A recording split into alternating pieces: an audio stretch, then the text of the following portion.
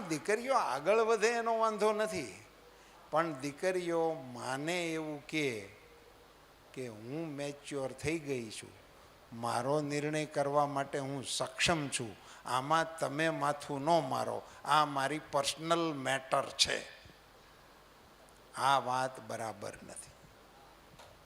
આટલી વાત બરાબર નથી. માને તમે કોઈ દિવસ મેચ્યોર નહીં કહી શકો.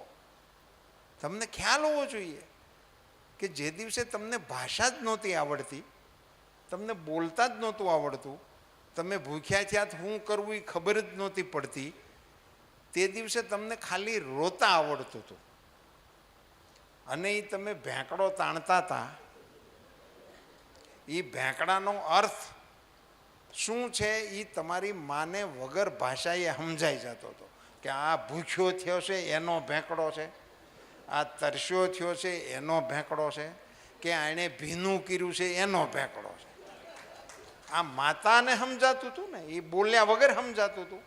તો જે દિવસે તમને બોલતા નહોતું આવડતું તે દિવસે તમારી વાત જે સમજી જતી હતી એને અત્યારે તમે કેવી રીતે કહી શકો કે તું મેચ્યોર, હું મેચ્યોર થઈ ગઈ છું, તને મારી વાતમાં સમજણ ના પડે? એટલે દીકરીઓની પાસે બેસીને એને આ વાત સમજાવવાની જરૂર છે. એની યારે બાજવાની જરૂર નથી, એની યારે ઝઘડો કરવાની જરૂર નથી, એને સમજાવવાની જરૂર છે કે તારા હિતેચ્છુમાં મારીથી મોટું હિતેચ્છુ કોઈ છે જ નહીં. માથી મોટું હિતેચ્છુ કોઈનું હોઈ શકે જ નહીં દુનિયામાં, આખા બ્રહ્માંડમાં કોઈ છે નહીં.